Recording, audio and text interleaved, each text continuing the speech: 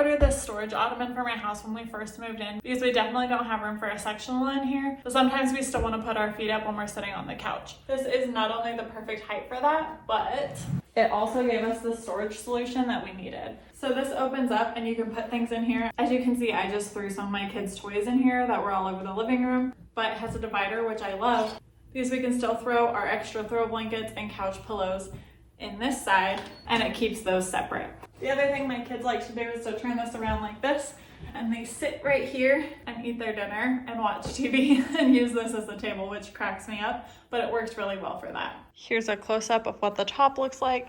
We have had this for quite a while, so it does show some wear and tear, and you can see some dog hair from our sweet girl over there. This ottoman has served our family so well. For the most part, it sits right here in front of our couch, or we just push it out like this and set things on it, but it's held up so well. We've had it for almost 2 years now, and while it is a little worn, it's still in great condition. We love this. It's so handy, super convenient, and overall just been a great purchase. Thanks for watching, and don't forget to subscribe.